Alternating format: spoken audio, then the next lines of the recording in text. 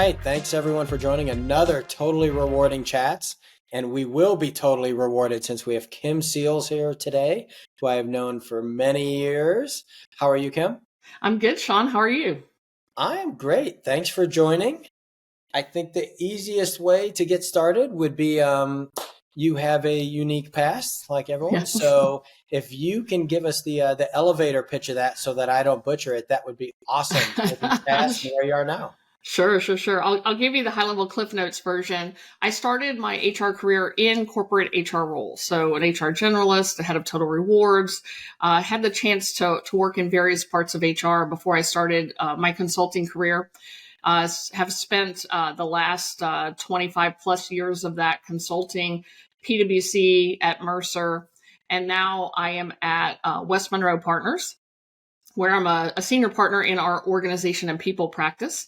And we focus on all things related to org people, including total rewards. So happy to be here today and chat with you about this important conversation.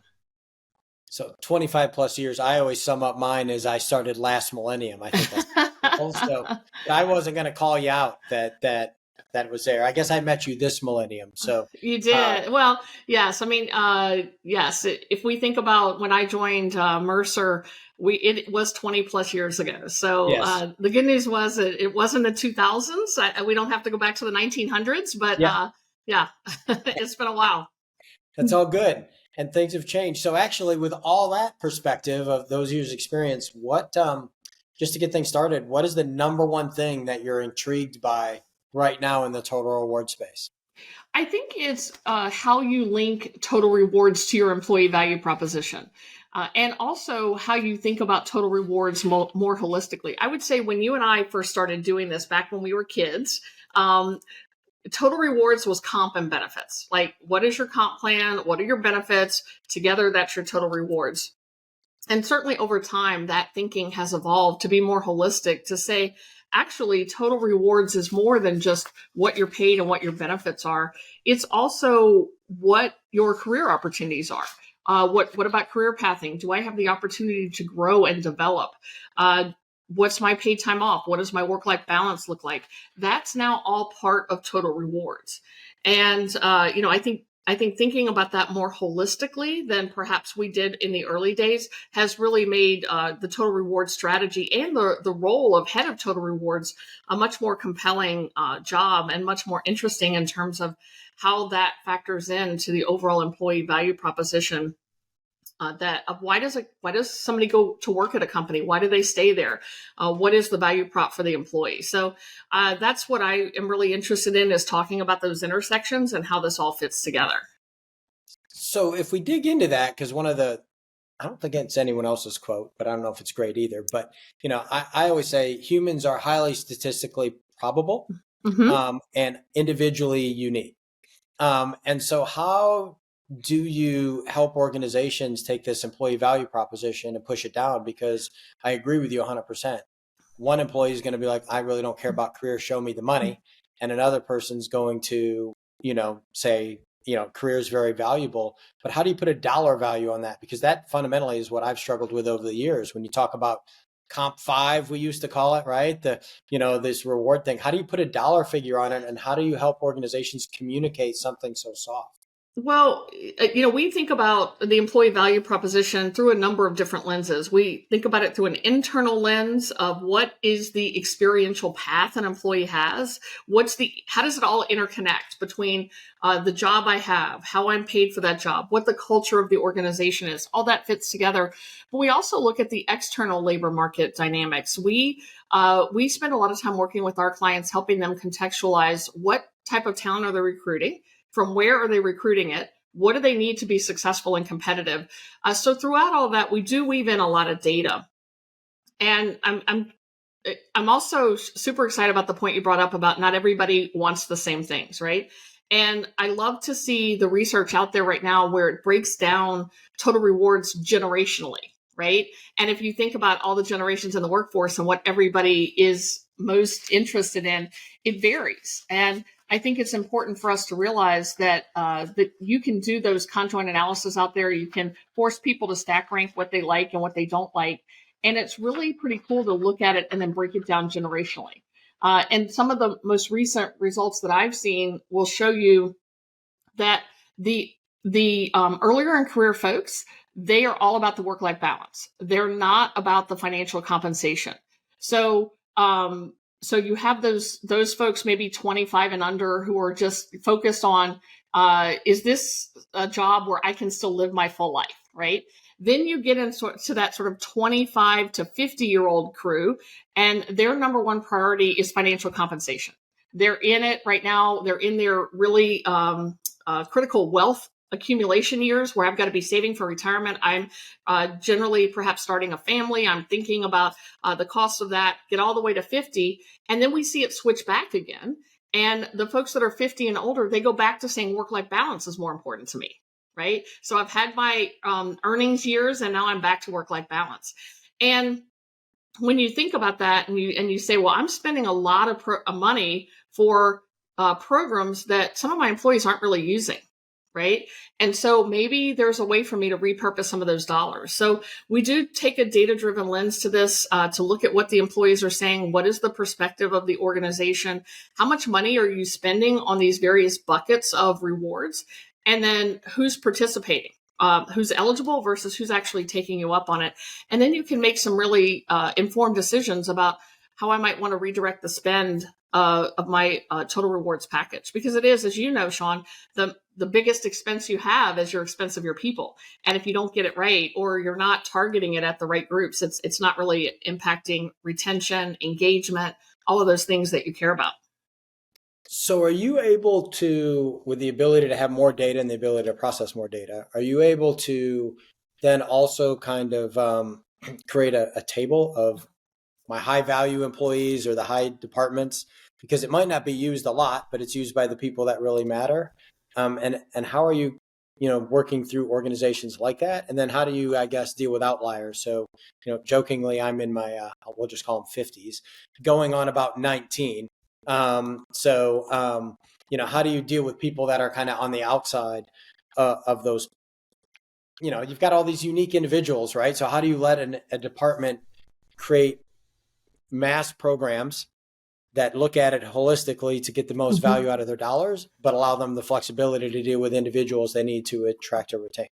I think it depends on what topic you're talking about. In learning, you're certainly able to create individualized experiences, right? The technology is there. You can, for the folks that don't want to sit in classroom and they want those microburst type learning programs, you can push that out, right? Versus the folks that want to go into the classroom and maybe learn that way. But when you get to some of these other programs, it's just not practical to say, I'm going to have individual health insurance plans at that employee level. No, you're going to have a variety of choices that you hope will meet the needs of the different personas of folks that you have working for you.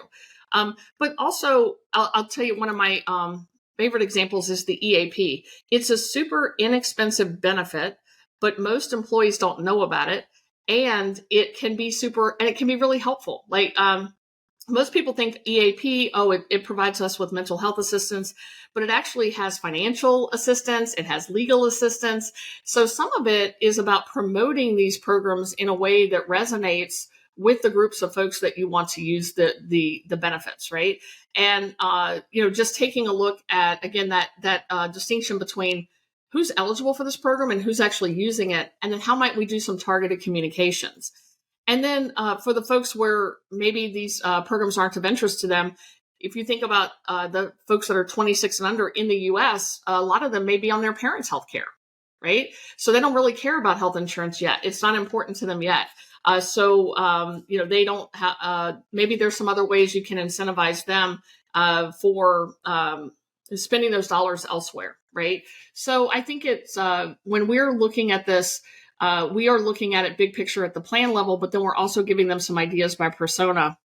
So we just helped a company think about, they had some legacy bonus programs that were not really delivering the impact. Well, what if you rolled all of those together and created some new type of performance-based incentive program then you could take your same dollars but allocate them differently in a way that would actually be more impactful to the group, because we saw a real desire that the employees of this company had for more cash in their pockets if they were performing better and doing better. So we had all these legacy, kind of various spot bonuses or reward points or things like that were costing real dollars to the organization, that those weren't particularly valued. Take that money and put it in a performance-based incentive plan, or give that money to frontline supervisors and allow them to drop spot bonuses on their employees real time as they're actually delivering results. Because again, think millennial generation, Gen Zs, they're all about that real time feedback, and giving them extra cash when they do something that they think is worthy of it is really helpful in rewarding them. Whereas maybe the older or later in career folks they're fine to wait for that annual bonus because it's going to be a bigger bonus, right? And it's that more traditional. We get paid out our bonus at the first quarter following the year that we delivered high performance. You've got folks on your team that want more immediate feedback. They're expecting more immediate feedback. So spot bonuses might be more important to them. Well, I definitely prefer being called later in career than older.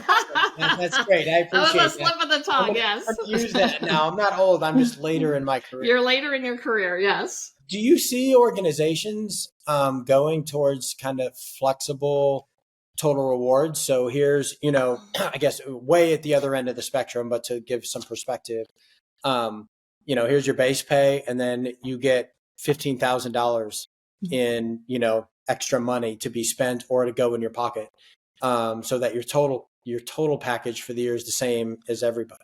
There was a time back in the day where flexible benefit programs were kind of the rage. And it's like, look, we'll give you the money. You go do this cafeteria choice style thing.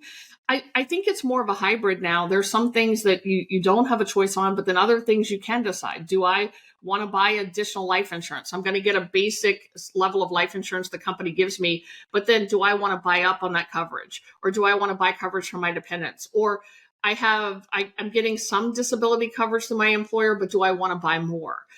So those types of choices, but I don't run into any more of those big, hard to administer flex benefit plans like we used to see 20 years ago, where it was all about the cafeteria plan and the choice and all that kind of stuff. And so, as one last question around this, so you've got these different, levels or generations of employees. Do you also kind of bifurcate the communication out to that? Mm-hmm. Or how do you help organizations communicate? Because obviously you've got different employee value propositions. So is it one communication, or do you create multiple communications? Or I'm kind of curious on that piece. Well, I would say it's one communication strategy with multiple ways to deliver it, right? So you think about the folks that perhaps want to watch a short video where something's explained to them versus the ones who want to give me the piece of paper and I'll read it and I'll absorb it.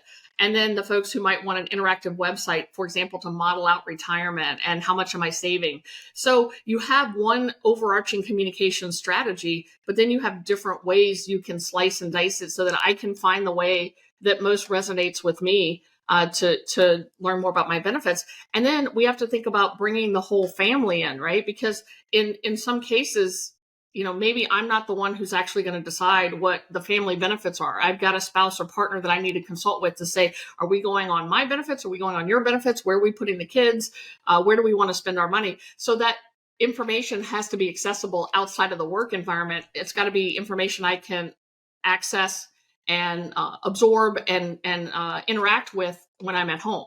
And so that's what I mean about just different ways to deliver the communication, but it's generally a comprehensive interwoven communication strategy, if you will. That's actually a really good point. I guess I hadn't thought about that all the years that I've been told. So my wife was had her own law firm, so we wrote my benefits, and the sheer volume of times I was told that's not what I was looking for to make that decision. You have to go back and get it and go back and get it and go back and get it. That's a great point, because I think my expectation was, sure, I have to go get it. It would have been a lot easier for her to kind of manage the whole process if she could just have access and figure things out. And let's be honest, she's making all my decisions. So it's been so much easier. I was just the go-between. Yeah, for sure, for sure. And then also, I mean, while we're talking about it, what's the definition of a family these days, right? I think we have to be much more inclusive. We have to be much more thoughtful.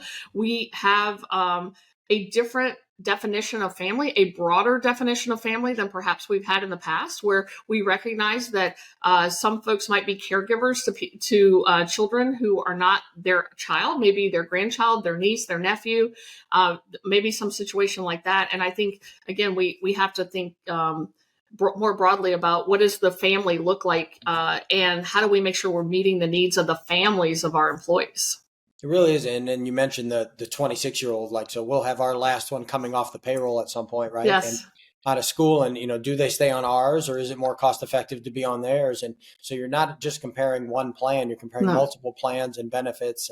And how do you do that in a way that's easy for both parties, which is, difficult. So, and then, that has real value, Right. especially, the cost of benefits right now.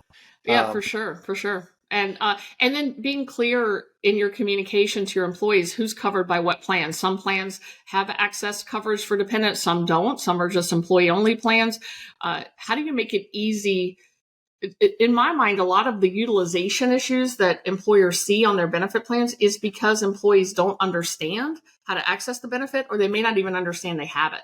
So that communication strategy, like we were talking about, is just so important.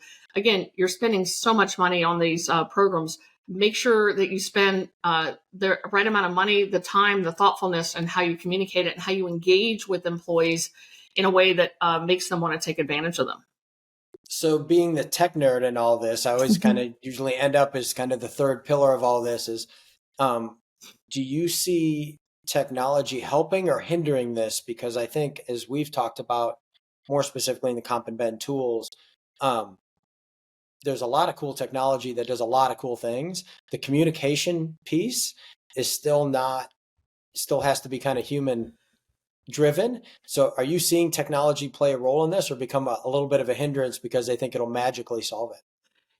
I might say something pretty unpopular here, Sean, is I think we've over indexed on technology. And by that, I mean, you can go out onto your benefits website at your employer, and there's like 100 different widgets they've loaded up, or apps, or things they've given you. And it's overwhelming. I have my wellness app. I have my retirement planning app. I have, it's just, how do I bring it all together? And some employees, they might like to model out the choices they have for healthcare. Should I be in the high deductible plan, or should I be in the low deductible plan? How do I think about my expenses? Or I'm going to save for the 401k. How do I model out different scenarios for how to invest my money in the 401k? Or how do I think about how much money I should be saving? And okay, I'm over 50 now, and now I can do a catch up contribution. And so I go out and I get a little overwhelmed with all the different widgets or tools that I can use. And how can you make it easier for me? So you definitely have the crowd that's self-service. Put it out there. I'll figure it out myself. I'll sign up. Then you have the folks that maybe they want to see it online, but then they want to talk to somebody before they make a decision, right? So I really like some of these wrappers that we're seeing, wrappers around all the different tools, so that it's coming together in a comprehensive communication framework. But then I can click through not based on me understanding what tool I need to go to, but based on what my situation is. I'm planning for retirement, and I want to think about how much more I need to save before I can retire. That's how my brain is processing what's going on with me. Don't make me go look for the Principal app, because I have to know that Principal is our retirement vendor, right? Or, New York Life. Let me think about this the way I think about it, and then access the information. So I think we've gotten so excited about all the tools that we just sort of launch them out there to the employees without a thought to where, how are they actually going to engage with those tools? How are they going to absorb all the choices? And how do they really understand how to use those tools? And then what if I need to actually speak to a human? How does that work? Can I speak to a human anymore or not? No, I'm with you. My soapbox that I've been riding on presenting recently has been, define where you want to be. Technology can do almost anything for you. I'd say it's probably flipped on its head in the past. And in the time I've known you, we used to be semi-limited in what you could do and deliver, calculate, et cetera, by the tool. And so you back your policy or your communications into the tool. And now we have kind of unlimited tech. And so the fundamental problem now is, what do you want to deliver to who, Right. when, and how, and then figure the tech out. Don't kind of be the Hmm. hammer looking for the nail piece. So actually, this over indexed on tech thing, I'm with you from the standpoint of, don't start with the tech and think you just have Right. to have cool tech. Figure out actually what you want to do and why. And then there's obviously going to be a solution for it out there. Sure. And think about the employee experience you want to create, and what do you want that to look like. And then, and we do that a lot, where we have these workshops with with companies, where we help them think about what they want the employee experience to be. And we say, let's be technology agnostic. Let's just talk about what you want, and then we'll figure out what the technology looks like on the back end, as opposed to, I've already got this tool, now help me figure out how to make it work. Yeah, no, and I guess I'd say the exact same thing. We run into it a lot with talking to prospects Mhm. with some of our tooling, and they're like, "Oh my God, that's so awesome, doing it." And then we start to say, "Well, how do you want that to look? What do you want to deliver?" And they're like, "Well, I don't know." I'm like, "Well, you got to go figure that out, right? Right. Because actually, we can do kind of anything you want. You don't have to fit that into the box anymore and back into it." Hmm. So I think it's kind of interesting from the standpoint of the practitioner. Hmm. Um, in the past, you had this kind of false box that you were able to work in, and now actually you can really think strategically about what you want to do, why, etc., and the how actually you can back into. And so I think that's a really cool time for practitioners Hmm. now. But to your point, they really have to think about what they want to do and achieve. It's not limited by the tech. Right. For sure. Totally agree. So, as we get down here, I always like to ask: is there one very technical term here, Kim? So, if you need me to help you with it, it's fine. If you could auto magically solve one issue in total rewards, what would that be? I think it is that intersection of my pay, my benefits, my career, my work life. What does that intersection look like? And how do and as an employer, how do I think about that more holistically for my employees? And if anybody can crack the code on that, I think that would be, to me, the employer of choice, if you will. Because I think what we see is employers are maybe really good in one area versus another. They have a really good leadership development program. They have a really good they've created a really cool job architecture where I can path my career and I know where I'm headed. But maybe the benefits haven't been updated in a while, or you know, the pay, the short-term incentives are not directly aligned to the performance expectations of me. So, they haven't looked at their bonus plans in a while to think about, are you driving the behaviors you want to drive? So it's really that perfect storm of, how do you get all four levers going at the same time? And I think that's really cool to envision what that real North Star looks like for that. And I guess I'd add, and then allow each employee, I guess that's probably what you're saying, each employee to kind of pick where they are with each one of Right. those levers, and then have that Hmm. delivered individually to me. Right. There's some personalization there for sure. Um, that's awesome. So, any final thoughts before I let you off the hook? I think we've covered a lot of ground here today, Sean. It's been great to catch up, and certainly appreciate the opportunity to talk about this from multiple perspectives, not just from the employee perspective, the employer perspective, all the different levers like we talked about. I think it's been great. So enjoyed the conversation. Thanks. This is great. Thanks again for coming. And for those that are watching/listening, I will have Kim's email and contact information there if you want to reach out and leverage some of her genius. Thanks. Perfect. Thanks, Sean.